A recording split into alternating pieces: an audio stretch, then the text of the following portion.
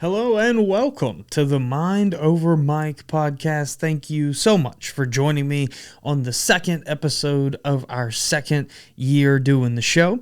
I'm very excited about today's episode. The guest is one of my all-time favorite human beings. He's a fellow comedian and a fascinating guy. Real quick, though, I want to tell you about a couple of quick stand-up comedy shows I have in the near future. On Friday, August the 7th, I'm going to be doing a Next Stop comedy show over in Bristol, Virginia, not too far from where I'm at right this moment. The following night on the 8th, we've got our next Don't Tell Tri-Cities comedy show. That's in Johnson City, Tennessee, right in the heart of downtown at a fan-favorite venue, and that one's a little small, so if you don't already have your tickets, you got about 3 days left to grab them. On the 22nd of August, Don't Tell Tri-Cities is going back to Bristol for a brand new venue. Very excited for that, and we've got an absolutely legendary headliner, a local favorite, and he deserves it. He's ready for it. We're ready for him. It's going to be great. On the 28th of August, I am down in Knoxville, Tennessee, doing a show for the Comedy Sphere, formerly Yellow Door Media, for the great and powerful Justin Chavez. On the 29th, I'm going to be down in Atlanta, Georgia, doing 3 shows at the Laughing Skull Comedy Club in Atlanta. Very excited to make my debut on a paid weekend show there at the Skull. On the September the 5th, I am doing another Don't Tell Tri-City show. That one's going to be in Johnson City as well. And on the 11th and 12th of September, you can catch me back in Chattanooga at the Comedy Catch Club there in Chattanooga. Great club, hosting for Jody White, who is wonderful. Very excited for that show, and I'm going to try not to get in another car wreck while in Chattanooga this year. Without further ado, please, let's jump into the show with today's awesome guest, my man, Mr. Carey James.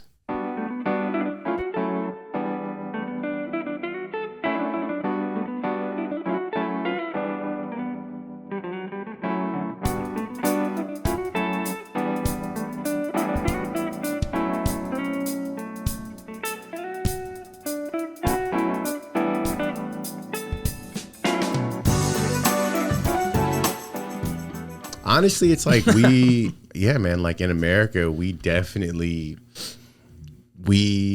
treat dogs. They've like evolved into being something else. Kind of like you're saying, they're barely dogs. 100%. They're family members. People say that. We love our dogs, but like some countries, the dogs are still traditionally what they've been used for, which is to fucking be outside and bark when when shit's approaching the house. Roam the streets. Yeah. I do like seeing footage of you see Mumbai or something, and there's just, cows and chickens and dogs and shit just wandering around. It's crazy that that's still in the world. We're just so spoiled. Most of the world. Annoyingly, my most viral clip I have is when I was in Turkey and there were street dogs laying. I'm like walking the streets and I'm stepping over and I filmed the dogs just laying down. Yeah. And I'm like, damn, this pet and all shit is getting out of control. Bro, people were freaking out in the comments. They're like, are you serious right now? What is going on?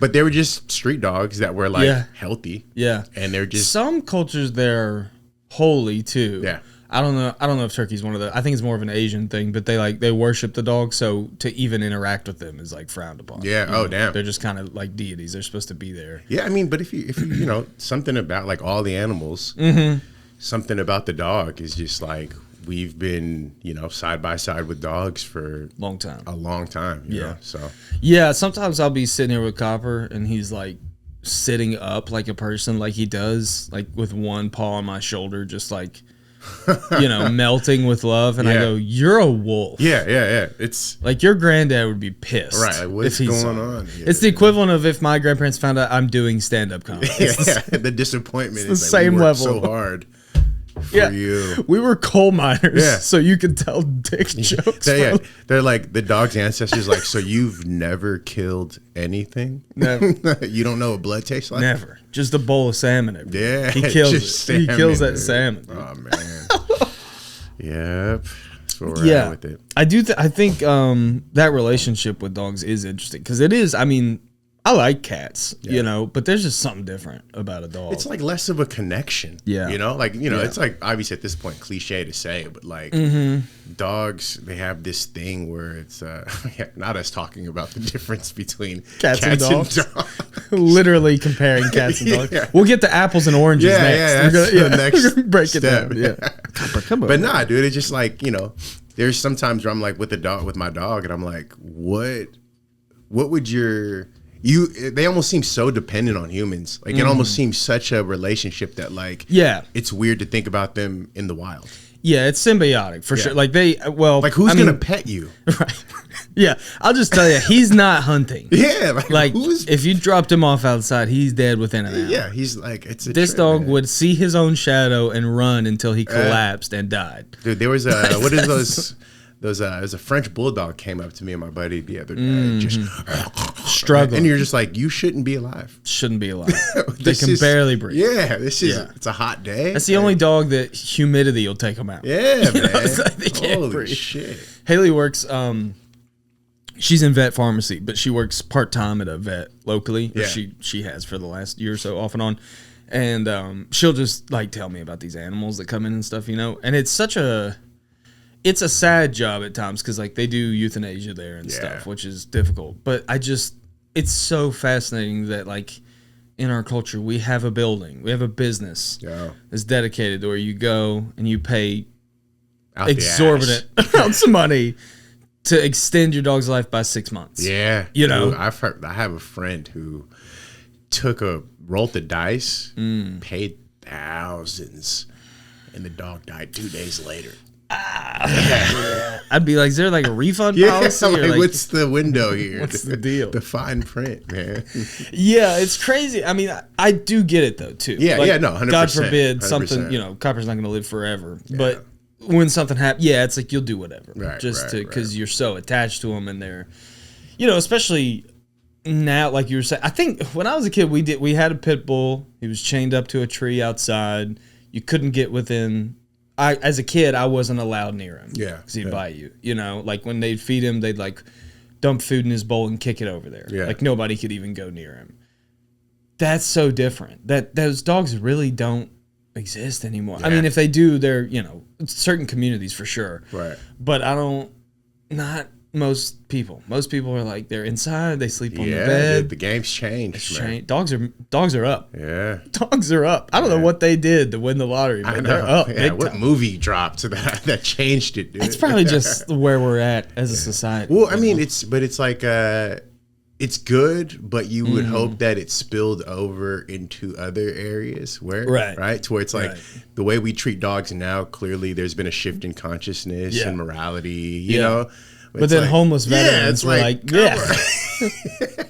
it's like, let's kind of spread it out even. On this. Lee's joke last night about panhandlers and stuff, and that he was talking about the plastic part of your car. It's unbelievable, dude, how accurate that bit is. There was a joke, or not even a joke. I'm maybe turn it into a joke, 'cause this is a real life event. We went to Whole Foods, and I grabbed a bag of. You heard of the brand Late July chips? No. They're like tortilla chips. They're really good. Okay, all right. So anyways, I grabbed a bag, rolled the dice on a flavor. It was terrible. Get in the car. You win some, you lose. Yeah, and I'm like, you know what? Fuck this. What was the flavor? Do you remember? It was like garden party or something. Yeah, I know, right? Like I said, rolled the dice. It's Whole Foods. It's Whole Foods. Like, let me get this healthy blend for the flavor. Garden party. It's terrible. Yeah. And so I'm like, yo, fuck this. I'm gonna go in there and I'm gonna tell them I'm pulling my Karen card right now. Okay, yeah. Like I was just here 5 minutes ago. Yeah, these suck. Not even that. Oh, I got the wrong. Good. My wife sent me here, you know. Move. And so they're like, oh yeah, just grab the other one. So I grabbed the other one I was eyeing, grabbed it. Also terrible. So I'm like, all right, that's the shout out to Garden Party. Yeah. And then I went and grabbed the Garden Party Part 2, the remix. So I can't remember exactly the flavor, but it was terrible. So I'm like, whatever. We're in the car. We get to a stoplight. There's a homeless guy in the corner. I'm like, oh, perfect. No, you didn't. No, you didn't. Yeah, we got to just, dish this off to my man over here. You ruined his day. So he has a sign. And I'm like, I don't have any money, but I got some chips. This dude looks at me smiles with no teeth and says, I can't. I was like, oh. He's like, do you have some water do you have any that I can soak them in? Something? I'll soak the chips in water like cereal. Man, dude, me and my wife, we just sunk in our chair. Like, what do you do? We're sorry. What do you do? You're like, we didn't get applesauce. Yeah. I'm sorry. Next time, yogurt will be, we'll have some oatmeal. Oh, that poor soul. I don't, I was like, fuck. I don't typically stop and give things just because you never know. Right. Well, that was my first attempt. Food, well, the food I don't do. usually do food. Usually I do money. I'll grab I have a few dollars. I didn't have any money. Yeah. And so I'm like, okay, these chips are not going to waste. And then you get a toothless man. What are the odds? You're like, do you know someone with teeth? Yeah, can you take it to another homeless guy with teeth? Could you share it? Oh, man. So, I learned a lesson that day. I went one time, there's a spot locally where there's always a panhandle, always. Yeah. And I pulled up, it's right by the car wash I go to. And I'm also like, I'm paying $30 a month for car washes. And I drive past this guy who's, struggling. So I feel bad about my life. You gotta tape him to the roof, dude. Get him hooked up, bro. What are you doing? Hey, buddy, get up here. Hey, free showers, dog. You want a hot wax? Yeah.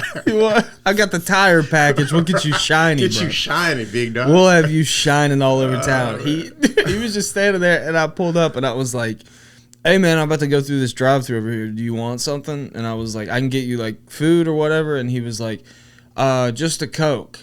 And I was like, okay, that's cool. Yeah, I'll just get you a Coke, man. That's it? No food? And he was like, yeah, just a Coke. And I was like, okay. So I go through, and I think it was Freddy's. It's something right near that car wash.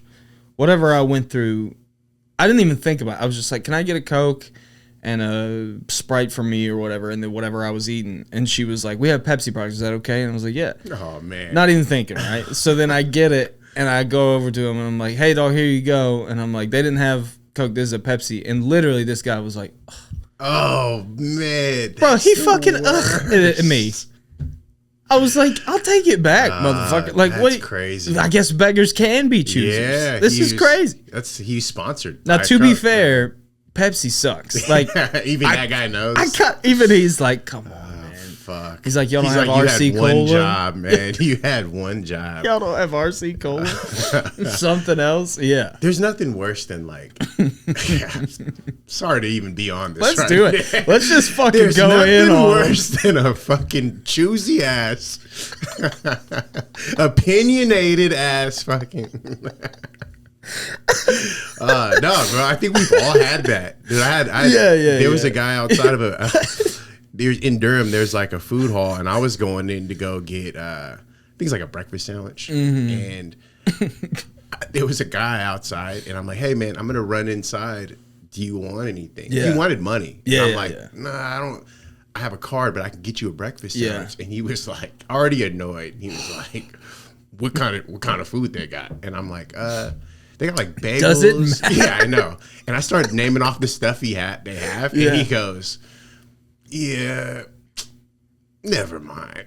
And walks away, bro. Dude. I'm like, then you're not hungry. You're not you're not struggling enough. That's I used to have this bit, it never really worked, but about I don't know why we're going in on the homeless right now, but I did have this bit that never worked about the homeless, and this is true. I saw one time, and he was holding a sign. Yeah. And I was about to give him something. And when he put the sign down, he was wet. Now, to be fair, he probably got this at Goodwill or somebody gave it to him. It was one of those Nike shirts, and it said like "Grind, don't stop" or something. And immediately, I was like, I am not giving this motherfucker money. Like, this is crazy, bro. He's just sitting there going the hustler hands. He's flexing on me for taking my cash, man. Grind, don't stop. I was like, turn it inside out. Put it on backwards. His shirt just says another day, another dollar. No pain, no gain. You're like, stop it. Stop it with the Nike shirts. It kind of reminds me. You ever see when like they'll take the losing team from the Super Bowl and donate the shirts? Oh yeah, you just see them in the wild. And you're like, somewhere in Africa, there's a whole village. Just wearing San Francisco 49ers world champions. It's so funny. It's like a different timeline. It's so fun. You go down for anybody listening. There's a legit rabbit hole of just like hand-me-down shirts in other countries where they don't know English. Yeah. So it'll just be these crazy like Oreo T-shirts or something that just say stupid stuff. Yeah. When they make those, they're just wearing it like hunting pythons in the Amazon with a machete. Or like there's like a disaster that happens. And you're like devastated seeing, but you're like, wait a second. Is that Bruno Mars tour shirt? Right. How did that wind up over there? Did he go there? Did he tour that? Nah, it's fun, it's wild, man. We for the listener too, we're recording this real early. Like I just fucking woke up and popped some meds for my foot and some caffeine. Man. So they're powering through. The chemicals are they're merging right now. You know, my brain's flowing. I've been doing a scoop of creatine every morning for 3 weeks. What is that about? So it's great for working out. It's good for like gains and stuff. It basically, the point is it saturates your muscles. So it brings more moisture into your muscle. I'm not a doctor, obviously. Anybody listening knows that already. But it's great for working out. It's good for recovery. But for me, I don't do a full scoop. I don't do 5 grams. I do like 2.5, 3 grams every day. And the idea is allegedly, depending on which episode of Joe Rogan you listen to, allegedly the saturation also works for your brain. Okay. So blood flow, recall, like lack of mental fog and clarity and shit. And then for me, the only thing I've really noticed is like I work a desk job, so every day at 3:00 I'm falling asleep at my desk, but I haven't because of creatine. I think so. It might just be placebo or timing, but I haven't changed anything else. My sleep schedule is still awful. My caffeine intake is still crazy. Like nothing else has changed, just the creatine every day. And I'm so inconsistent with stuff. I'm never consistent. But it's so easy. It's flavorless, so I can put it in the coffee. I can put it this morning. I had it with vitamin water. Whatever. Stir it up, take it, and then move on. Yeah. You also feels pretty manly too. Just fucking. Yeah, I'm kind of jacked. I'm kind of jacked. You're just grunting, dude. In the creatine. Yeah, I'm gonna start dry scooping it at work and going, "What's up, motherfucker?" Like you been in the gym? Are you guys ready to graphic design? Taking creatine pumped up right now for Zoom calls, just. Creatine. Popping creatine to sit in Photoshop all morning. That's literally my life, bro. This is how stupid I am. Asking people if you have any creatine right here out at dinner. Is there a chance anyone here has creatine? I start having withdrawals. Honestly, I don't notice it. One thing it does do, because it saturates your muscles, I'm a lot heavier right now. Like when I get on the scale, I have to remember, like, it's a lot of that's water weight. That would go away fast. But I kind of feel better from it. No, I like that for you, man. Something. It's funny because it's like I've never heard, like I'm not a supplements guy myself, but I know about people taking creatine just solely for like the physical aspect. This is just mental. Yeah. Because I'm not taking enough to feel it. Because creatine kind of, not creatine specifically, but some of the pre-workout mixes that'll have creatine and stuff gets me super like itchy, and my body doesn't love that shit. Anytime like some of those aminos and stuff, my body does not care for it. It's too much, because I'm kind of a lightweight with everything. My body, like 2 beers in my body's like, whoa, what are we doing? So I can't do a lot, but with like 3 grams, you're like microdosing creatine. I'm microdosing creatine. Nice. That's exactly right. That's exactly what I'm doing. I've never thought about that, but that's exactly what I'm doing. I'm one of those guys who's like, you don't even feel it. Yeah, it's just in the background doing its thing. At the end of the day, you'll just realize it's been a better day. Which is a sentence I've literally said about microdosing, by the way. That's not a character. That's something. Fun. The character is me in that joke. That's me.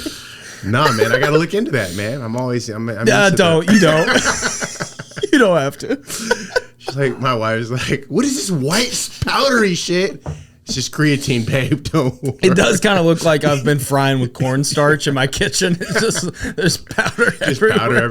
There's Coke all over my desk at work. He's been acting different. He's been really alert. Yeah, I tell you, every morning I do a little bump every morning. a little bump of creatine, and it gets me moving, man. It gets me moving. I don't love the supplement stuff either, just because again, it's so hard for me to be consistent with shit. That's the problem. It's so hard. Yeah. And my mom's a huge fitness person, and she at times has had me on these different regimens and stuff with fish oils and fucking vitamins and all this stuff. There's so many options, too man. much. It's too much.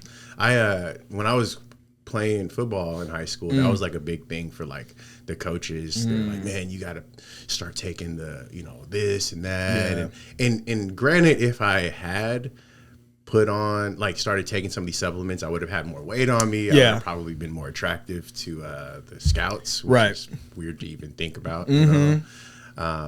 But they're like, which one of these boys is big? Yeah, they're like looking me up and down. He need a little more meat on his bones. that boy is too strong. Yeah, but I tried, man. Like I remember muscle milk was big when I was growing up. Delicious.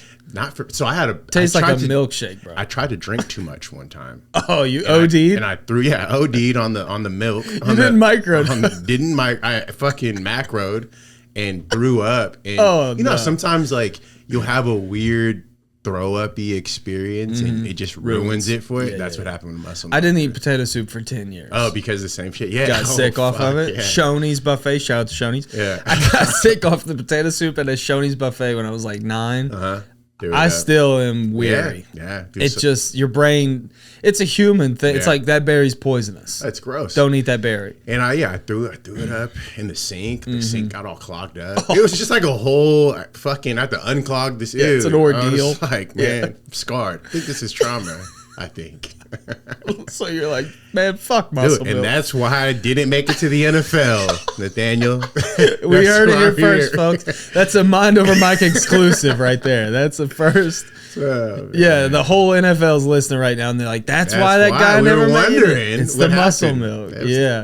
There's a YMCA near here that I used to go to in college all the time, and they have a vending machine in the locker room, and there's muscle milks in there and those little packs.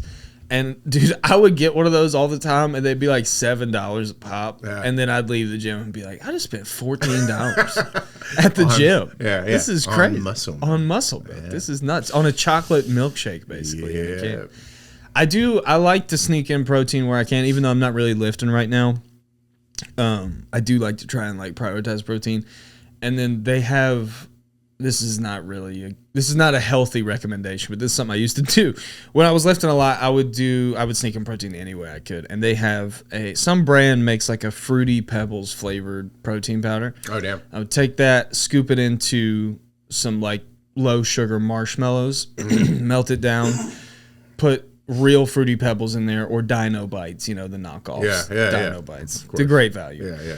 Because I can afford the real Pebbles. But do Dino Bites in there. And then stir that up and make Rice Krispie bars out of it. And cut them up, and then it had all that protein powder in them too. That's a good little treat, hack, little snack to get an extra 30 a day or whatever. But it's also bro, I'm 200 pounds. I can't be I can't eat 10 chicken breasts every day. Yeah, it's hard. Well, also too. I mean, I recently looked up just.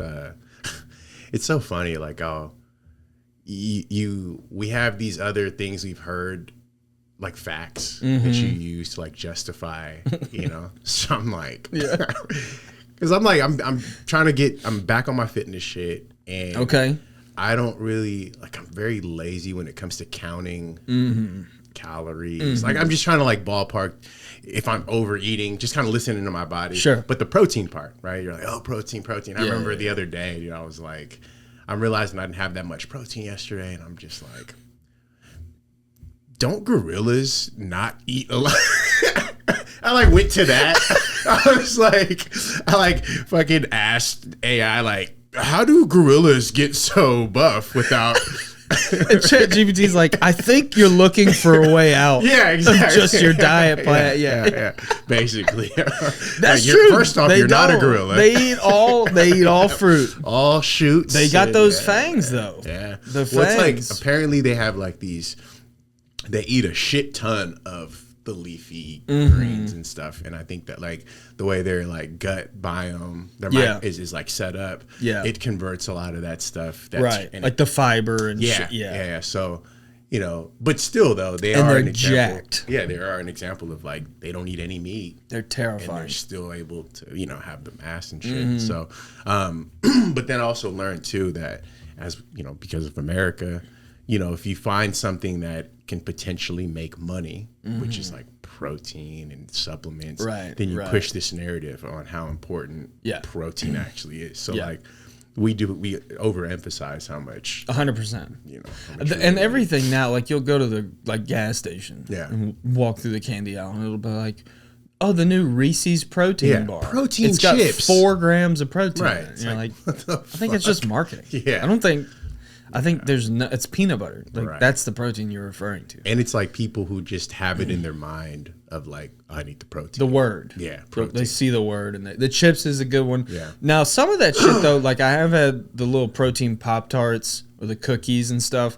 That's good for me if I'm on the road. Yeah. And I'm like, I can either get this pack of donuts or that protein cookie. Right. I'm going to go it's a healthier, for sure. Yeah, it's still not healthy, but it's at least got 10 grams of protein or 20 or whatever it is. You know, I think some of that shit works, but then some of it I'm like shut up. Coca-Cola protein. Yeah. What are you talking protein about? Water. New protein water? This is how are they doing it? You know, what's in there? Yeah, there's just like what's in there? Yeah, there's protein specialists out there. They're just in a boardroom. Yeah. Big protein out there. Yeah, the new Marlboro proteins are coming out. You're like, this doesn't feel correct to me.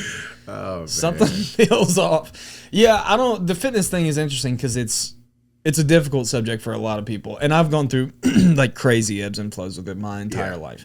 But I do think that whatever's currently hot is a huge factor in most people's like fitness relationship or fitness journey, which I hate. But like you said, the protein is a big one. And then, you know, for a while, everybody was doing keto. There's always like these fads that come along and all of a sudden carnivore. And now everybody's on fucking Ozempic and shit. Yeah, I know. That's crazy. It's a touchy subject. There's a lot of skinny fats out there. There's a lot of skinny. Well, it's like another one of those things where it's like, you know, not to like be that person, but like there's so many shortcuts that people take that don't solve the problem. No. You know what I mean? So it's like they still live the exact same. They live the same life, you know, and now you're like, and I've seen it where it's like people, they lose so much weight so like too quick. And so it's like they go from being insecure about being bigger to now insecure about being skinny. Right. And having all this extra skin. It's like, and you don't even have time to adjust. I know. You know what I'm saying? So it's like this, like, well, there's some body dysmorphia that like getting skinny doesn't make that go away. Right. It's kind of like being fat. Like I was kind of a heavier set kid. My buddy Justin has this joke about that where he's like, fat is a mentality. He's like, once you're fat for life. It's like he's like it's a mentality. It's always you're gonna be a fat guy in your head. And I think the Ozempic people are suffering from that a lot. And also like there are examples like I don't particularly love this celebrity, but I know Jelly Roll lost like 300 pounds or something. And I think he was doing a shot at one point. I don't know if he still is, but people like that who are like 600 pounds, they start the shot, they start working out, they change their diet, and then they get off the shot, but they don't go back to their old lifestyle. I have no issue with that. Right. So like a jump start. Yeah. The thing I don't love is like you use it to lose 40 pounds for your wedding and then you just stay on it forever, but you still eat like shit and you don't. That's just your body's not doing it. Right. You're taking the shortcut. And I think it's like, you know, with all things, whether it's like, you know, learning crochet or comedy or losing, like, dude, it's a process. There's a natural process. You're not going to be an overnight sensation. You know, and no matter what, dude, like if you're trying to cut corners, it's always that's like microwaving your food. You know what I'm saying? It's not like, as good. It's not as good, bro. And it's going to catch up to you and it's like it doesn't solve the problems. And so, you know, I think that's just like a society thing, you know, shortcuts. Everybody wants instant gratification. And how excited do you get when your GPS is like, we found a quicker route? Yeah, you're like, where? Oh my god, a shortcut. Now. Oh my god, it's great. Why would I want to go the long way? Right. And you know, you're saving time and but yeah, man, I don't know, but it's like Yeah, but what's the trade-off is like now I don't get to see the dead body on the side right. of the like I'm missing out on That's Durham, bro. You're Durham action. Showing right now. Because I was gonna say that beautiful mountain view. I was gonna say something. I'm not gonna see that, 12-car collision.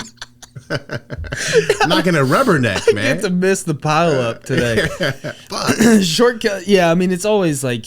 And I'm not just shitting on like, fat people, skinny people, whatever. Obviously you can take one look at me and realize that's not what I'm doing here. But I do think that to transition kind of to the comedy thing is like the amount of times I've been at a mic and I've heard comics, shitty comics, but comics ask like Travis, hey man, like, you're blowing up online. How are you doing that? What camera do you use? Whatever. And he'll tell them. Travis is one of the nicest, most generous human beings on planet Earth. He'll be like, oh yeah, here, I'll send you a link.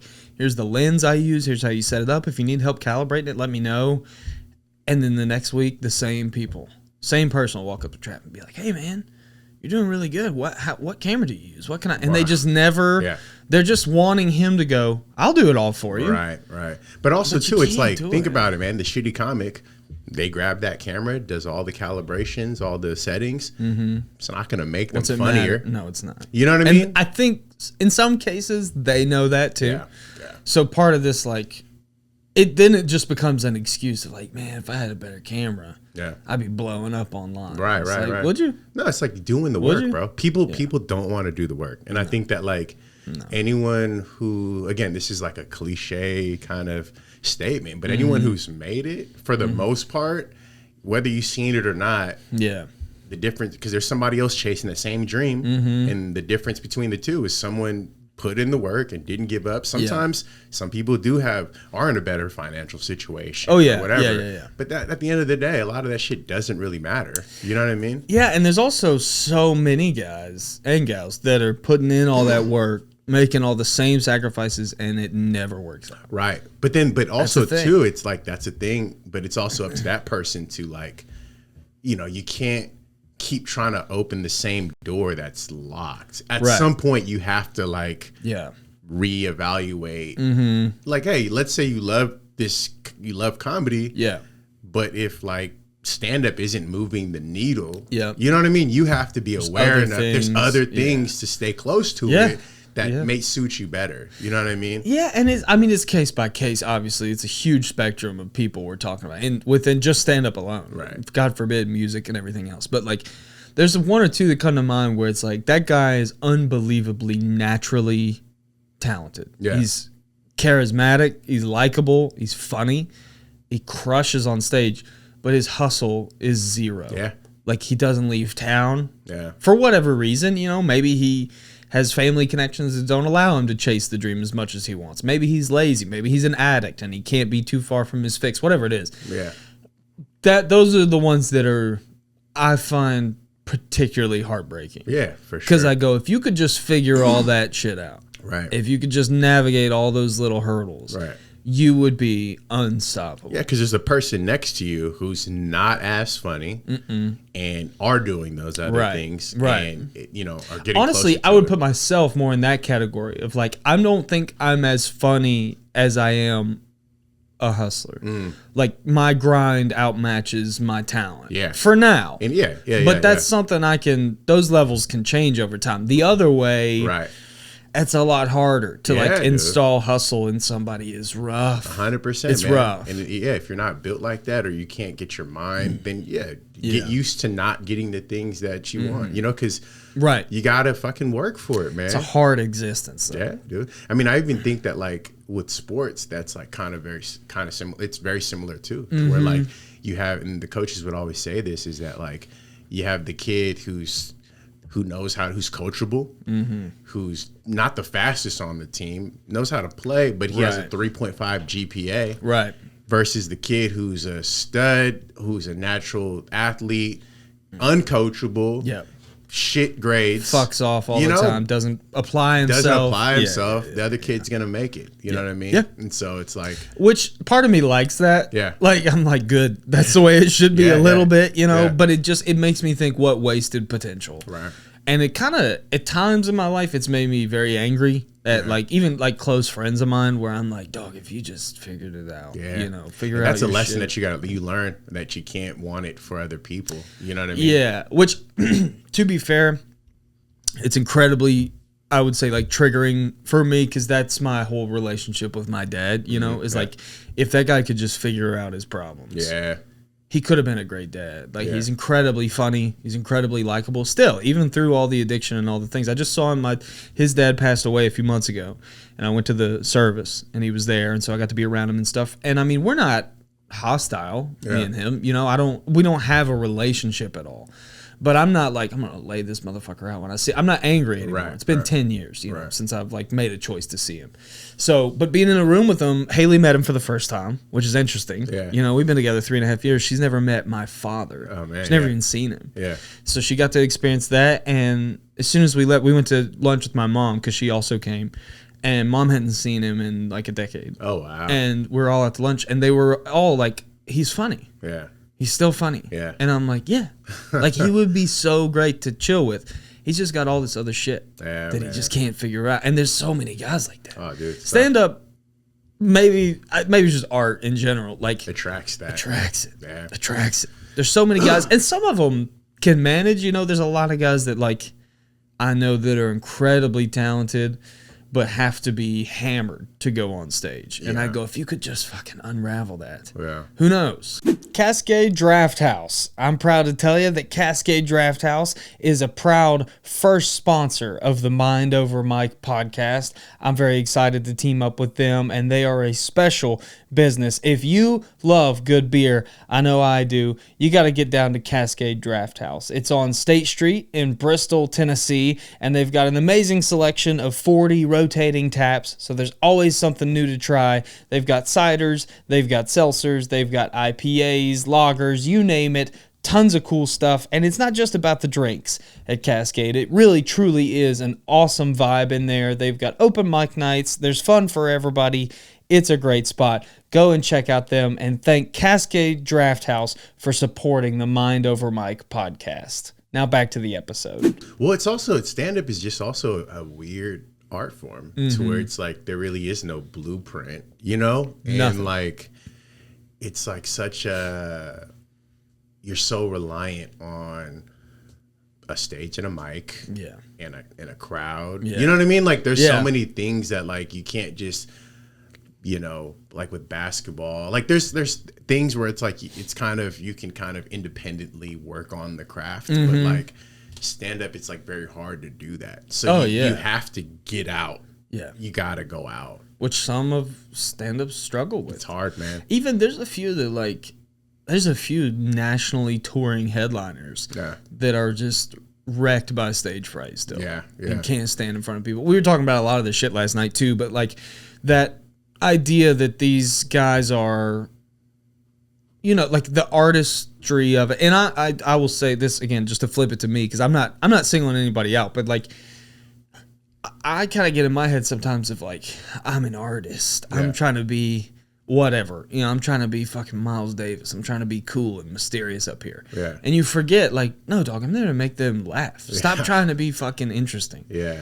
Because a lot of my shit I kind of look down on in a way of like, man, different strokes. You know, it's like, it's not hacky because I wrote it. Yeah. But it's kind of corny and like punny and stuff. And I'm like, I'm just better than that. I'm above that kind of, but also it works. Yeah. You know, and it's mine, and the integrity is there. Like it's who I am, and they feel that too. Yeah. Well, I mean, I think I like the idea of looking at ourselves as artists. Oh, I do too. Yeah. You know what I mean? Because it is one of those things where I think, like, not in a pretentious way. That's my issue. Yeah. Like, I'm being snooty. Yeah, like, because, we are saying like this. I think it's the greatest art form in the history of mankind. Man. Because it is like, you know, when I channel into the idea of like us being artists, it does break down barriers of like, as an artist, we should be free. Yeah. Self-expression is expected. You know, a lot of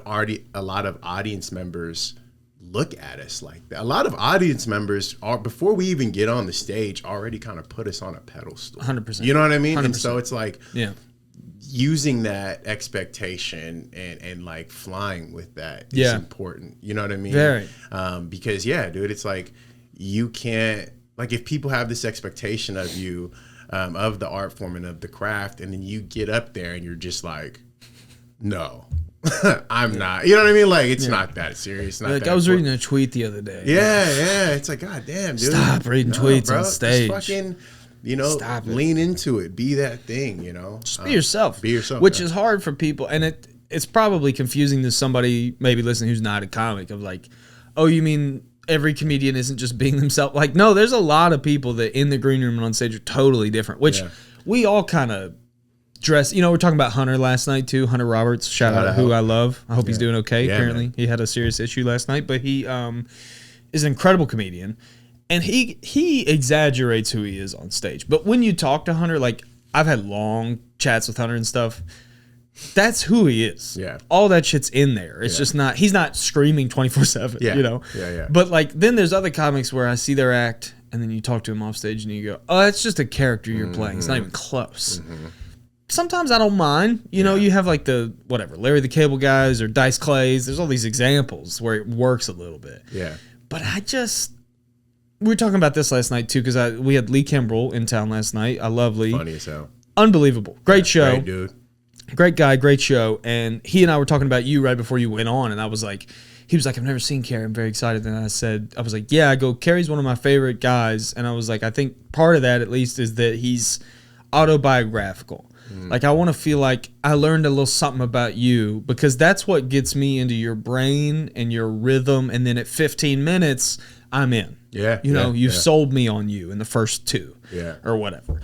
And Lee was like, oh yeah. He goes, that's my favorite kind of comedy. I want to know the person a little bit. Yeah. No, I appreciate that. And I think that was something like that was a goal. And that's what I liked about comedy before I started. Me too. Is that. And then, like, I mean, even now, when I'm like working out certain bits, it feels like I think recently I was working on some newer bits that were more observational and more silly. Yeah. But then, like, I left the stage after a 10-minute set feeling like, damn, dude, the crowd didn't even really get a chance to know me at all. I was just, it was fun. It was a good time. Yeah. But it was like all very like, it wasn't the impression I wanted to leave on the audience. Because that's like, it's kind of what it starts to feel like. It's like, it's hard in real life for you to just talk for 10 minutes without anyone. Like, where does that happen? It's crazy. You know what I mean? What we do is insane. So the fact that you're given this opportunity of 10, 15 minutes to like... Everyone's quiet. They're looking at you. Yeah, it's on you. And then you decide to just... You know what I mean? It's like a missed opportunity sometimes. And then you're like, the thing about microwave. Yeah, it's like, God damn. Wow, this is your moment. Yeah, like talking about cats and dogs and fucking... Apples and oranges. Homeless people. We're the worst. And it could all be doing well, too. Right. But then you walk away and you're like, damn, bro, like, they didn't really get a chance to know me as a person. Yeah, and some of that is like, it does well in the room. Yeah. And to be fair, I also want to point out, you and I are both at a stage in our quote unquote career, which I feel weird about even saying, but our comedy journey, we're at a level where like, we know we're funny. And so the priorities of shit, it used to be like, just get up there and make them laugh. Yeah. Now we're at the point where it's like, make them laugh, but make them remember me. Right. Or make them get to know me. You're building a brand, essentially. You're at the end building of the a brand. You're building your own confidence a little bit of like, how do I be more authentically me? And I think I feel weird about this because I'm not trying to. I live in a very small town, right? So there's a good chance that when I'm out in public, somebody in this town has seen me either online or from Don't Tell. A lot of times it happens. And one thing I get when this does happen, the few times that this has happened to me, I was at the park a couple weeks ago and I was just going for this walk and I had my headphones in, and this chick was walking the other way and walks past me and she starts to kind of like mouth something to me, but I have my headphones in. Homeless chick. No, just a lady out for a nice lady. And she was wearing a shirt that said no pain, no gain. Nice lady. And I took my headphones off and I was like, what's that? And she goes, do you do comedy? And I was like, yeah. And again, this happens very rarely for me, but I was like, yeah. And she goes, I think I've seen you before. And it's happened to me before where they think I'm Trav because he and I do a lot of stuff together, and he's very big online. Yeah. So I'm like, I don't know. It might have been me. It might have been Travis Stevenson. I don't know. And she goes, no. She goes, don't you have the thing about your girlfriend with the Apple Pay? Yeah. See, so that's because in my set, she felt connected to that. Like she resonated with that. I feel like if I just go up there and I'm like, man, thunderstorms. Right. Well, yeah, dude, she's like probably most not of gonna your set, remember I me. think all of your set is like about, how you grew up, Pretty being much. raised from your grandparents and like Haley. your Sometimes dog. I did 45 one time, and I did this long piece of paper, and I broke it down like in brackets. So I have like the grandparents chunk. Yeah. I have a mom chunk. I have a Yeah. dad chunk, and a Haley chunk. It's all life, dude. And It's then like, I've got like miscellaneous. Yeah, there's a yeah. couple like random shit that I'll find Yeah. ways to sneak it in. But yeah, for the most part, Yeah. because honestly, a huge part of that is I know if I'm writing from that vault, Yeah, I'm no not, one's gonna- I'm not stealing it. 100%. There's no chance. Now I Yeah. might steal wordings or cadence or act outs or whatever accidentally, and then have to adjust. But The story itself is yours. Right. Yeah. right, it's all me. And I think that like that is you hear that but then like when you live it, it makes so much sense because now you can go in any room because dude, we're not famous. No. So it's like No. 9 times out of 10 you're stepping into a room Yeah. of people who don't know you. And so you turn it on, hey, Right. this is my about me. 100%. You know what I mean? Yeah. Which is like, and if you could do that tastefully with obviously funny in a funny way. There is a wrong way to do it. 100%. And I see it all the People time. are just yapping, Go on going to stage, story time. I'm in therapy. Yeah, it's like, come on, bro. and so like, Come on. I'm trying to get better. I'm trying to do more of that currently. But also too, I've been realizing that trying not to be hard on myself with my observational stuff. Sure. Because even my observational things is still You. me and how Exactly. I think. Hunter. Yeah. Hunter's best joke that we were talking about last night. Not his best. He has incredible material. My favorite joke, and most comics' favorite joke, is his monkey. Yeah, it's car like a light car joke. salesman thing, right? That's all fugazi. It's not real. That's Yeah, not. It's a very exaggerated version of an ad he heard one time, right? So it's not autobiographical. Right. He didn't grow up on a car lot with monkeys, but it does tell you something about Hunter when you watch him perform. How he sees and how his lens. Yeah. So yeah, I think that is like important because then there's like observational material where it's like anybody could have wrote that. Seinfeld. You know what I mean? Exactly. It's like okay, yeah. The structure of a joke is there, and it's funny. Maybe the most prolific joke writer of all time. Yeah. But he's not my cup of tea. Right, I'm just going to be honest with you. Like I wouldn't pay to see him necessarily. I'm not shitting on him. Obviously, he's one of the most important comics ever to You're live. starting beef with one of the biggest. You know what? You know this. You know what? I'll say it. I prefer Kramer. I'll say it. I love Kramer's set at the Improv. Oh yeah, he went hard, brother. Oh, and boy did he! Have you ever seen? There's a clip of Chappelle. For anybody listening, the guy, what's his name? Michael something. Not Michael Richards. Richards, Is I it? think. Michael Richards is the guy who played Kramer on the show Seinfeld. He's a stand-up comedian, and he has this infamous meltdown. Yeah. I'm not hashing out, hidden secrets from Hollywood. Most people know. Yeah. This is years ago, and he just spazzed. Yeah. He just had like a mental break and spazzed and started saying horrific shit and slurs at the crowd, and stepped away afterwards. And then, but my favorite part of that is there's this this clip of Chappelle a couple years later at the Improv. And he's doing his set, and he just stops and turns around like mid-laugh, and he looks at the wall, and he goes, "Damn!" And he goes, "I can't even look at this wall without thinking of Kramer fucking up." Oh man! I mean, yeah, to be in the room where that went down is crazy. Kramer, poor Kramer. Man. Yeah. Anyways, fuck Jerry Seinfeld, dude. I'm with you. Let's do it. Let's break it down. Yeah. We're no, I beefing. mean, I hear like Norman used to open for him, and I've heard Norman talk about how generous he is and informative, and I think he's an important person in our world. But as far as like, if you said, all right, you can only listen to one comic for the rest of your life, it's not Seinfeld for me. It's just not. It just don't hit with me like that. Yeah, and I think it's weird because it's like some of the biggest names, whether it be in stand-up or music or whatever, aren't necessarily. It's like pop music in a way. Who's the biggest comedian you think doesn't deserve it? Why don't you? Hey, let's take it there. It's just fucking. Better yet, who's the biggest comedian you've worked with that you think doesn't deserve it? Yeah. Name drop. Yeah, Let's we're do gonna it, put dude. his. I'll put his headshot on the screen for the video listeners. What do you? I am curious though. Legitimately, I'm not going to trap you with this one. What is like in your act right now, or just stand up in general? What's like the thing that you go? That's what I'm like grinding on the most right now. Whether it's like I'm not as strong there as I want to be, or this is a new skill for me. Is there like one area where you're like, I'm really focused on that right this moment? That's a good question, man.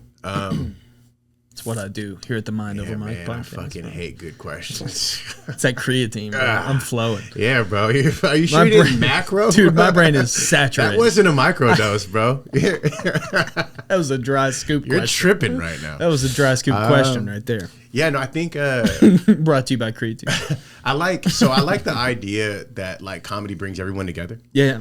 And an opportunity to speak to people who I wouldn't necessarily have the opportunity to speak to on the street, you know? Sure. And I think that like a lot of in times, the crowd, you mean? In the crowd. Yeah, okay. Yeah. All right. And a lot of times there's a lot of white people in the crowd. Yes. You know especially what I mean? in Johnson City. Yeah, especially in Johnson City. Yeah. And I think it's like this thing where it's like old whites, you know? And we got them. I think it's the internet and media kind of like puts narratives in people's heads. So a lot of times like white people don't ever really get a chance to sit down and like talk to a black person. Sure. You know what I mean? Yeah. Or well, here they're just not exposed. They're not exposed. Right. Not around. And so I think like what I want to do, or what I like write, like one of my, I wouldn't even call it a focus, but something that kind of eats at me of like talking about is just kind of like putting things in perspective of like, you know, not all black people are like this, you know, or poking fun at certain stereotypes that we already have. Sure. But really just kind of like, just looking at how silly this thing is, or seeing something that has impacted the world, or like I have one, and it's annoying because it was a bit that I wanted to do last night that I fucking forgot. It's the worst thing. Yeah, and I'm like, when you come off and look at your set list and go, damn it. Yeah, and it was about colonialism. Okay. And it was about how, like, you know, when a country gets colonized, they end up with things that they don't need. For instance, like the Philippines was colonized by America, and we ended up with basketball. Obsessed with basketball, obsessed with the NBA, which seems innocent. It's a great premise. Seems innocent until you realize that the average height of a Filipino is 5'4". Them boys ain't built for ball. You know what I mean? Just a life of disappointment. Yeah, they just got sold hoop dreams, bro. That's a war crime. They saw like Mike. Yeah, like, it's terrible, fuck. man. Yeah. And you know, they have like that's like if the Japanese brought sumo wrestling to Ethiopia. You know, them boys ain't built. You're not built for that. You know, it's different culture, different diets. It's not like, there. You know, but you know, the Filipinos, they, no disrespect, they still have their professional pro league. They just do things different. It's just a little, you know, like before our games, we sing the national anthem. Before their games, they sing "I Believe I Can Fly" by R. Kelly. It's karaoke. Karaoke. Oh, that's karaoke good. version. That's good. Yeah, the lyrics are on screen. Yeah, that's funny. With the bouncing ball. Oh man, so something like that. Yeah, I'm so annoyed. I fucking forgot that shit. Yeah. So, but like something like colonialism. I did it too. I forgot half the shit I was going to. Yeah, man. I do. You know, you're having fun up there, and it's like it's annoying, like forgetting it because part of it is because you wanna. There was new things added to it. That was like a perfect room to like see if it had the legs. That really was. I mean, I told you this last night, but the 3 times that we've had you over here, you've nailed it. Like the 3, we've had some that I'm like, I'm so glad he's not here. Holy for this. Shit, man! But 3 good shows, and to be treated with that, man, it's been great. That's my whole thing, man. Is like I'm so far out here that as long as I can make it worth it. Like Lee, especially, you know, he drove alone. Yeah. From Nashville and back. Yeah. He's got a baby at home. Yeah. He's got a wife. Like, I'm aware of what he's taking. Bro, at the end of his set, he goes, man, this show had no reason being this damn good. He did, and you can, and like, you know, yeah. as a comic, you're like, yeah, for sure. Yeah. Like, this is. We all know. Yeah, this was. Which I don't think they know, to be honest. I don't think a crowd knows when they're great. Yeah. I think they know when they're terrible. Yeah. Well, because they don't know that. comedy shows aren't always like this. Right. Especially if that's their first one. There's Yeah. a few people last night who, and rightfully so, came up and were like, when's the next one? Yeah, You know? yeah. But in my head, I'm immediately like, God, I hope the next one's It's good. not Like, you always never like know. this. You never Yeah, know. yeah. Yeah, man. I'm like, come to the one in October. That's a good one. Like, Give it some time to breathe. yeah. I tell them my best headliners. Yeah. I got one in January. You just wait. Right. 2027. Give me 6 months. Yeah, come on. Yeah. But yeah, no, it was a good room, and like, but yeah, man, I think that's kind of what I want. I like talking about that kind of history is big for me. Me too. I like history. What's your era? Do you have like a? And honestly, it changes for me all the time. Yeah, But like right now, is there a history thing you're on hardcore? Personally, yeah, fucking ancient Egypt right now. Oh, yeah. I'm way back. See, I'm gonna be honest with you. I've dabbled. Don't get me wrong. I can't even. There's certain ones where it's like I can't even go there. It's too far back. I just that'll become my whole life. Yeah, I mean it's deep. It's so deep. It's endless. Yeah, it's completely. endless. They're still finding. Just not that long ago, they found the fucking coils Under the pyramids. under the pyramids, and I'm like, oh, here we go again. Right, like I'm back on. You know? I think that's kind of what draws me to it is that like, you know, and it's like you're starting to see like we don't know shit, and it's so funny that like we're always like. We have experts in these fields, and it's like we don't know shit, and especially with ancient Egypt. And I'm briefly gonna touch on it because it's a fucking rabbit hole. Touch on it, but it's like, hey, relax, brother. Please touch. Isolate it. It's the creatine talking. Sorry, man, that's the creatine talking. That's my bad. You get horny on the. I keep the creatine right next to my Blue Chew. I scooped the wrong. I scooped the wrong scoop, dog. I dry scooped some Blue Chew. That's my bad. That's on me. But like, no, the ancient Egyptian, yeah, big pause. We're gonna take a break. Sorry, let's cut. We'll come back after this. My bad. Sorry, I'll just shut up for the rest. Looked me in my eyes and said, "Please touch on it." Hey, yo. Yeah, my bad, bro. My bad. Sorry, don't touch on it, said, bro. Please rub on it. Yo, I said touch on it. Yeah, anyways, go ahead and stroke on ancient Egypt. Whatever you got to do, man, stroke on it. Whatever you got to do, go ahead, bro. Go ahead. Oh, man. So, yeah, let me briefly stroke on. Go ahead, man. Let's hear it. Just the, so what I'm learning and what I'm like seeing and reading is that like they had their own, like, obviously their own culture, but how they perceived the world. Because your brain is separated into two hemispheres. Sure. Right? The left and the right. And both of them act, one part of your brain separates things, the other part synthesizes things, right? That's like the on a high level, that's kind of the difference. Yeah. And the ancient Egyptians, they were able to get this like hemi-sync situation to where they're like they are able to see the worlds and connect the dots between it, to where some of the other cultures like the Western world is more of segregative thinking. And so it's like when you're coming from a culture that's more segregative and you're not even you can't even see the world in the way of these people can see it are seeing it, and you're going in and you take things from their culture, you're using it wrong. Yeah. You know? And also when we try to examine that culture, we're still examining it from this very narrow perspective. So it's like it's difficult to even you're calling yourself experts, you're writing all these books on these things, but you haven't even gotten square one yet of understanding of like what the pyramids were even used for.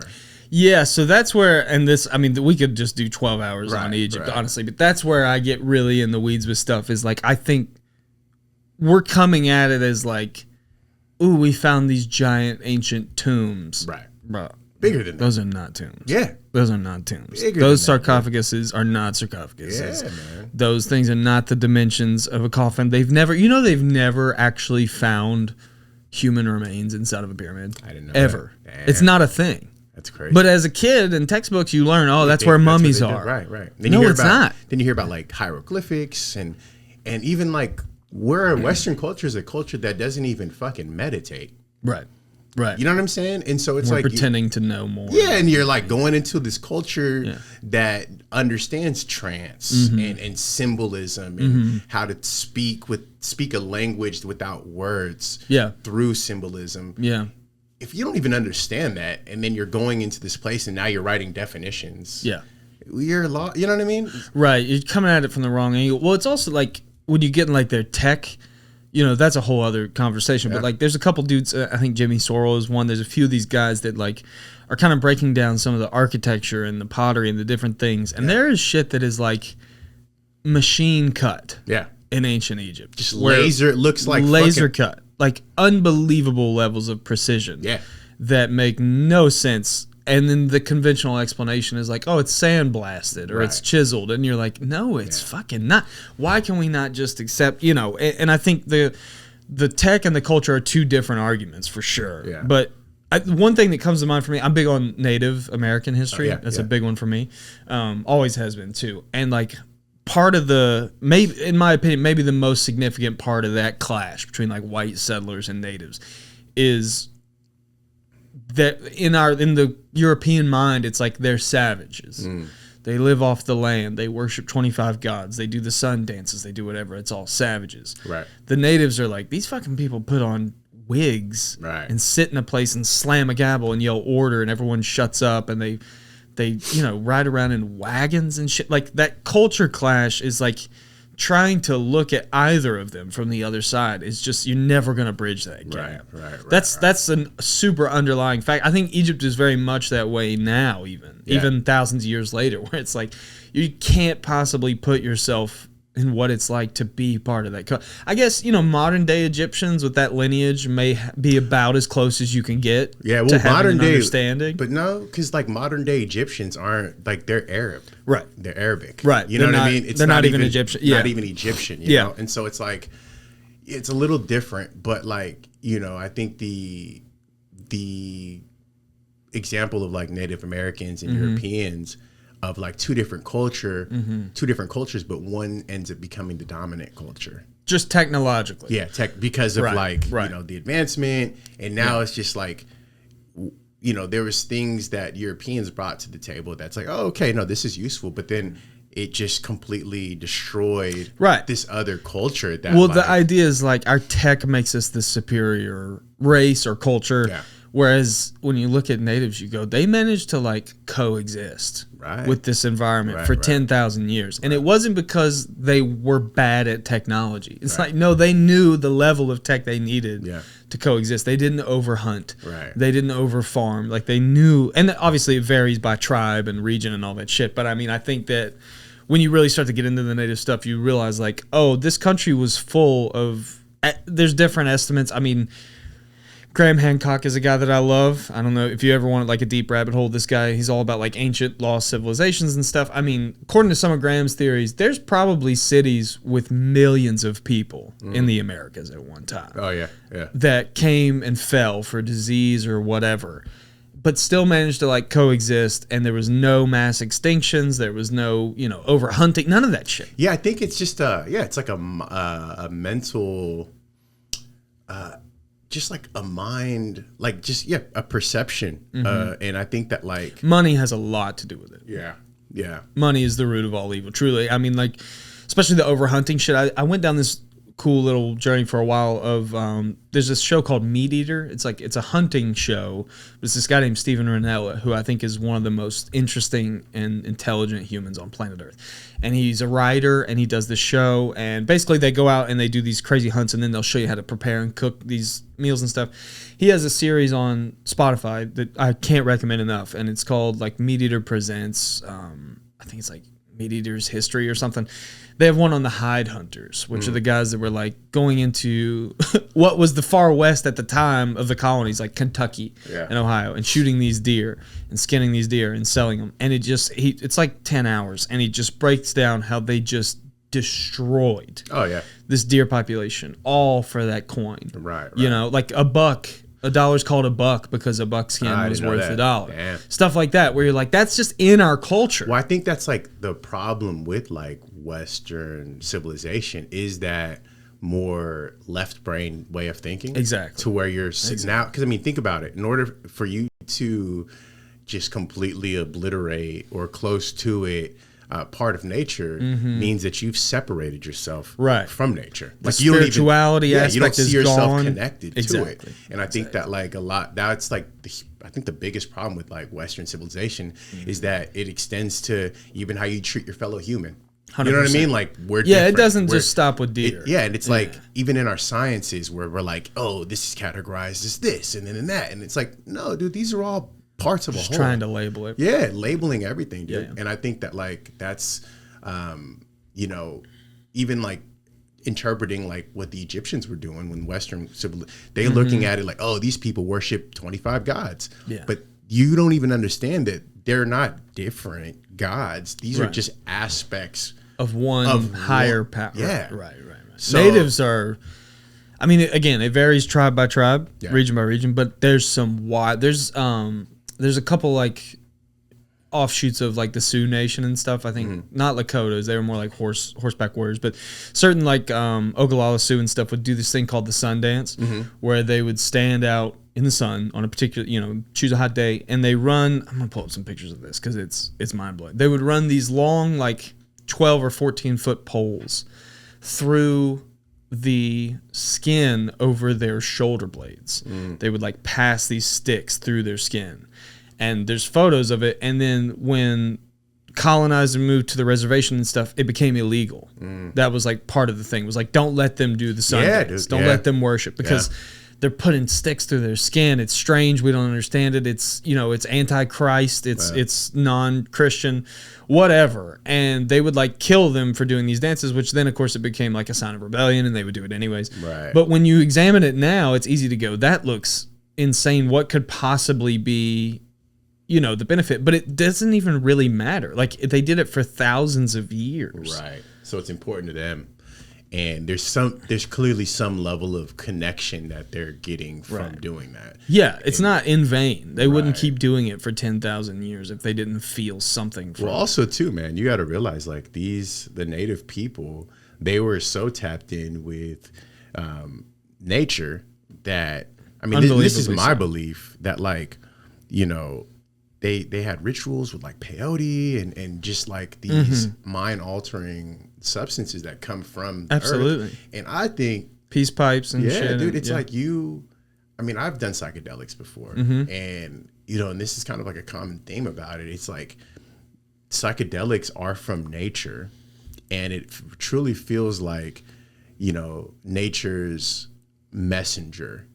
Like we're all connected. We're all connected. That tends to be the takeaway from people. Dude. And like, I mean, I think it's crazy to think that we know these plant medicines because, natives had, shamans and they really knew what plants were medicine and how to heal. It's like, how do you find that out? You think it's just a trial and error of you just try every berry and every leaf? I don't think so. I mean, maybe initially.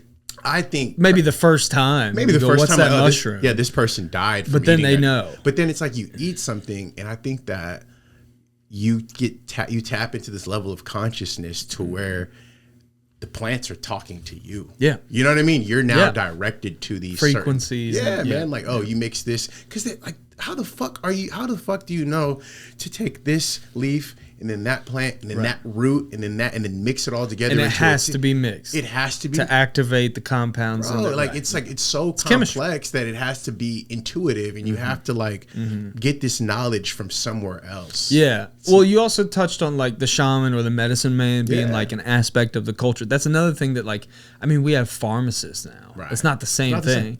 That's kind of missing. And then, do you ever, what Heyoka is? No. Forgive me if you're listening. I've said this 1,000 times on the show. It's my favorite thing ever. Maybe. In a lot of the Plains tribes, like Lakota Sioux for sure, they had another very important member of the tribe was the Heyoka.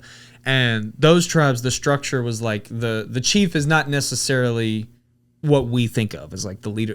Technically, everybody's just as important to make this thing work. So the Heyoka was just as important as the medicine man or the chief. But it translates in English to sacred clown. And basically, he was the stand-up for the tribe. So, his whole thing was like, I point out the hypocrisy, My job is to add levity, to cut through so that everybody knows nobody's more important. Nobody's untouchable. I can make fun of everybody. And in dark times of the tribe, of times of loss, I'm here for levity. In good times, I'm here for parody. You know, like that was his whole role in the tribe. I think that's an archetype of a person. I don't think, unfortunately, I don't think all modern stand-ups are that type of person, have that Heyoka quality. But I think I do. Yeah. And I think my favorite comics typically tend to, where it's like there's something in me that when I'm in a hospital room and my grandpa's dying, I am the one in the tribe that they go to for levity. And it's always been that way. It's always, way before stand-up, it's always been that way. I think that when you look at those cultures now, you go, oh, they're so archaic. Bro, I think they had it figured out way better. These things existed. Way better. Way better. For generations, you know? Right.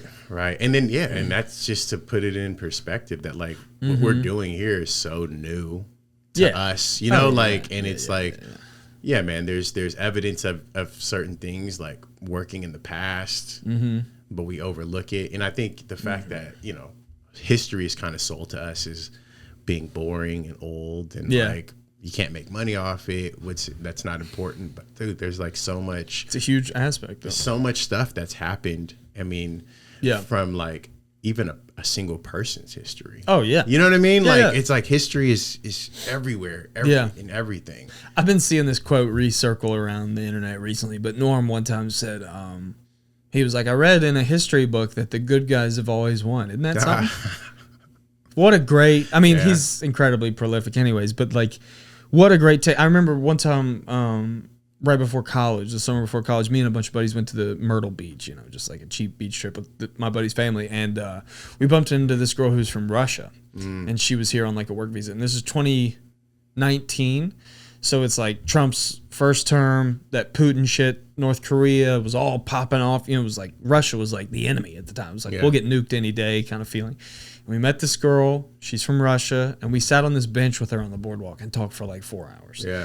And just asking her like shit about, you know, World War II and Russia and stuff. It's when you realize like, oh, we're just being fed something. Yes. And so is she. Yeah. And somewhere in the middle maybe is the truth. Right. Maybe it's not even close. But I remember being like, my buddy was like, you know, the thing about World War II, he's like, America kind of swooped in and saved your ass, you know, kind of came in and saved the world in Russia. And she was like, this is nonsense. Like, what are you, Russia is the savior of the world. Like, man. She had been taught the same shit, just replace the word America with Russia. And then you realize every country's doing that. No wonder the fucking, nobody gets along. Like, no, seriously, dude. And I think that's the part that we don't really think about enough of like, who's telling the story. Exactly. You know what I mean? You hear it. Yeah. Oh, you know, his story. But it's like, no, bro, like, who is telling it? What perspective is it coming from? And what's in it for them? What's in it for them? Right. You know? Right. And because even in general, how people operate a lot of times, no one wants to be looked at as the bad guy. Or no one wants to look bad, you know? So and if you're interested in controlling a population, this is the perfect. It's not good marketing to be like, we really fucked up there. Yeah, we probably shouldn't have gone to Iraq. And you know what's crazy about it is like that would solve so many problems if they had some accountability. Yeah, if they just popped a whoopsie every now and then. Especially America. Bro, just throw out a whoopsie. Like, whoa. Just give us one whoopsie. Yeah. Our bad. Sorry, Iran. Yeah, we get it. We understand why you're mad. Like, sorry. Yeah. We had bad intel. I'm not going to say who, but somebody told us. Up, yeah, you know, it's like it is a rough road. And I think that in my mind, at least, comedy is the antithesis of all that. Right. Where it's like for 90 minutes, there's 3 dudes, 1 microphone and a stool, and you're allowed to say, now it's different for each producer, obviously. But for me, like, I've never told you, hey, man, don't talk about Israel or whatever. Don't talk about Christianity. Now, to a Johnson City crowd, some of that shit might not fly, you know, but that's on you. Like, I'll let you experience that for yourself. And also too, I think it's like, you know, at this point when the show is going and you book the comics, you trust that this comic is going to have, whatever this comic is going to talk about, you know that they're funny enough to like hopefully pull it off. Yeah, I mean, Hunter has some stuff, even just to go back to Hunter Roberts, he has some stuff, mostly just like his vulgarity and stuff. He was even saying last night, he's like, I'm not actually that dirty, I'm just vulgar as all get out. I think sometimes, he drops GD a lot on stage, which I don't think I do a lot, but I've even seen that turn off Johnson City crowds, because that, in old school Southern Christians, that's like the one thing you can't say for whatever reason. So I've even seen that become a problem for him. Whereas like, then there's others who can go up there and they're clean, but they're talking about whatever, Gaza or something in a clean way, and it doesn't go great for them either. Yeah. So it's like, you just got to be able to pull it off. Right. Whether you're dirty or clean, it doesn't matter. And even if you can't pull it off, man, at least like, I think doing it in a tasteful way is also important. Yeah. You know what I mean? Like your intentions are in the right place. Yeah. You know what I mean? Yeah, yeah. So a lot of comics are preaching too. They're not really doing stuff. They want that clapter. Clapter, bro. Yeah. And I will say, I mean, it's an intoxicating feeling to get the applause break. Yeah, whenever you're bombing, bro, just fucking just go, what do you think? Free healthcare? Yes or no? Yeah. Oh, I've seen it. My favorite is when they're bombing and they try to transition so hard that it makes me laugh. Especially like when they talk about something they weren't talking about and be like, yeah, speaking of abortion, and you're like, that last joke was about McDonald's. Yeah, right. Yeah, like, and that's why I think we should believe all women. Yeah, for sure, 100%. Right, ladies, you're fist bumping. Fist bumping the ladies in the front. It's a cool move. Yeah, it is. Derek Boscovich is a very funny comic from Asheville that I love, and he and I were doing this bit for a while about comics that suck and when they bomb, and he goes, you always know, like at the end of their set, that they bomb, because they'll be like, hey man, y'all have been great, follow your dreams, baby, don't stop chasing it, grind don't stop. It's like that fucking t-shirt, man. Grind don't stop, man, hustle, get out there, follow your dreams. You only get one life, man, don't be afraid. So this was the bit with me and Derek, and shout out to Derek, I love him so much. This was the bit, it got progressively more vague, the advice. So he'd be like, hey man, tax day is coming up, don't forget, file this year, because the IRS will come for you, man. Follow your dreams, baby. Y'all have a good night. Fellas over 50, get checked out, man. Get checked out. It's hereditary. A lot of people have it early on. If you get, the sooner the better. Go and get looked at. Follow your dreams, baby. Have a good night. It's always the worst advice. After a 20-minute silent bomb, they'll just be like, hey man, they say 4,000 miles for your oil change, but if you do 3, that shit'll last forever, dog. Y'all have a good night. What's crazy is tomorrow's National Jelly Bean Day. Make sure you go out, man. Jelly beans, they're coming up, man. There's always a national day. Half off jelly beans tomorrow. Everybody knows. You go out to Walmart, they got to buy one, get one. People in the crowd are all distracted. I was like, oh, national. I didn't know tomorrow was national. Talking about sales and shit. Yeah. Hey, man, you guys have been great. Chicken thighs are on discount right now. Thighs are cheaper than breasts. Everybody knows it. Y'all go out and... Yeah, now that's all they remember you by. That guy gave some good advice. Yeah, they're at the store like, damn, these jelly beans are cheap. That guy who's trying to be a comedian was very right about the jelly beans. He should go into sales. He should switch it up. Yeah. Yeah, it's hard too, man. Like, navigating comedy, I think for me, one of the biggest challenges has been, how do I keep myself invested in this thing and not get discouraged from watching bad comedy all the time, because there's so much of it, and it's like, it's not, I think it's important to see. I think if you're only around killers all the time, it's actually not good for you. Right, dude. Yeah, honestly, this is something that's like, whenever I have to drag myself out to a mic, or if I feel like I haven't really been hitting the mics as much as I should, and I'm like, fuck, I get this weird like anxiety. I'm like, I gotta go to the mic. You're working it out. I might bomb, whatever. Yeah. And then you get there, and then the first comic goes up, and they bomb 9 times out of 10. It feels, it's so comforting. Yeah. You know what I mean? In a weird way of just like, well, I'm not that bad. Yeah, I'm not that bad. You know what I mean? Like, where things are going good.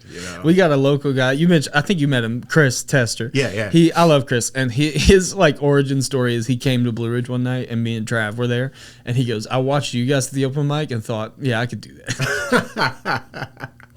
Well, that's what I tell everyone who like says they think about wanting to do comedy. Yeah. I'm like, just go to an open mic and watch, and you're gonna be like, oh yeah, no, this is not. I can go up there. That pedestal is not real. Yeah, I could do that. Yeah. No, so yeah, I think it is important to kind of see bad comedy sometimes. But then also don't get trapped up in that shit. Right. It's also important to see good comedy. It's I would arguably more important. I agree. To see good and there's comedy. honestly so many comics that don't. Yeah. Like they just stay in their bubble with all their friends. 100%. And they think they crush. Yeah. And you go, brother, you don't even know what it is. Well, it's like, and you know, it's you see it a lot. Well, I see it a lot when it comes to you're on a show and how someone hosts. And you're just like, when have you ever seen a host do what you just did up there? Yeah. What part of the game is an interesting choice? Yeah, dude. Like, because it's like, you know, you play a sport and then like you watch good sports, you go out and you try to be like Kobe. You try to do the things that you see done at a pro level. Yeah. Especially early on, and it's like you go to shows and you're like, bro, what show did you ever go to where the comic was doing this? Yeah. Or, you know, what possessed you to do this right now? Yeah. What made you think this is a good time for a moment of silence? Right. Like I understand being original. Moment of silence. But I'm gonna cut this little part out. I'm gonna cut back in like 2 seconds. Unbelievable. It was the worst shit I've ever seen in my life. Yeah, let's try not to. I mean, I've had to like. There's bits that I stopped doing early on because I wasn't good enough to do them, and I was making the crowd feel bad for me. Yeah. So I get that with if I do too much dad stuff back to back. Yeah. Like my dad left. Yeah. It starts to get awes. Yeah, you can feel it. Yeah. Instead you get of laughs, it gets aw. Damn. And I'm like, no, I don't want that. Right. When it's not what we're here for. I've had to really, especially early on, like a lot of my shit about my childhood went from honestly, but here's the thing, kind of like we were talking last night about Louis, the stuff that used to get awes, I figured out how to pull it back 1%. Right. And now that's the laugh. Because it's still hitting a nerve, or it's like striking some part of emotion in there. You just got to remix it. So exactly. So yeah, no, I think some of those jokes I have to go revisit because it was getting something. It just was like, wait a minute. This is supposed to be funny. Yeah.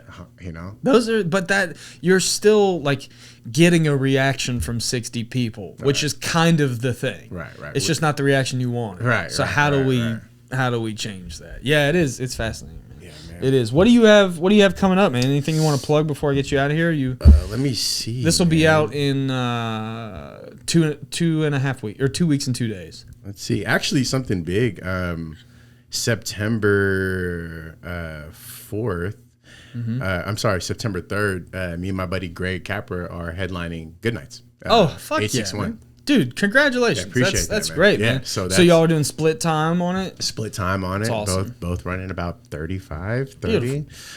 So that's You got huge. that. It's huge. In September. Also, that room rips. Oh man, I love it. It's a great room. And it's like fun to do it in a spot that like I've had a lot of reps in. Yeah. You know what I mean? It's like your home Yeah, club. it's a home club. Yeah. Home club. So shout out Good Nights in Raleigh. Incredible. But what's coming up more coming up, I'll be in Charlotte the 22nd.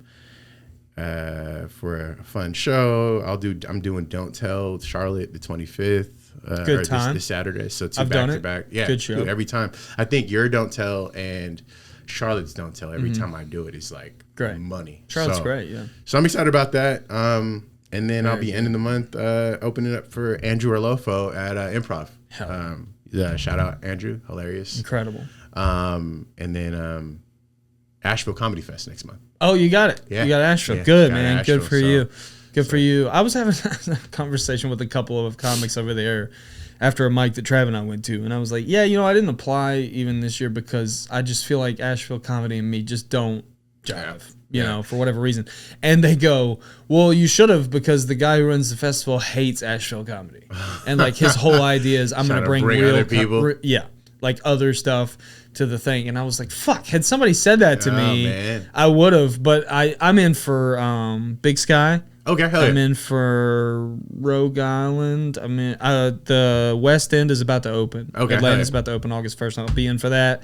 There's a few. I'm in for a bunch this year. Yeah, and you got some fire tape. Well, this is my first year really hitting the festival submissions because of that tape. Yeah, where it's like, now that's what it's about, man. Yeah. Is and I'm still trying to like figure my tape out of like, you know, you're continuously molding and also too, like guest spots I'm finding is like a great opportunity for the tape. Those fives. Yeah, because it's hard to take a 10-minute set and pick a 5 because most of, not all of them, but most of the festivals we're submitting to are like, it has to be 5 continuous, no cuts. And a lot of times they're not even fucking watching the whole 5. No. So it's like 1 minute. Yeah, one minute you gotta hook them. Yeah, and so yeah, man. I think that's a whole grind in itself. Yeah, and motivating. But yeah, man.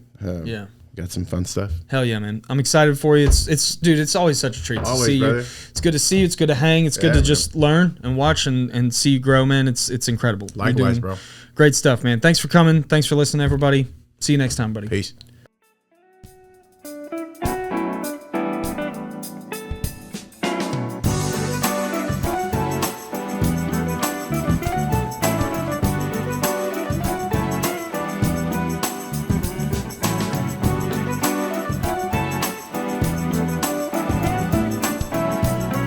Mm-hmm.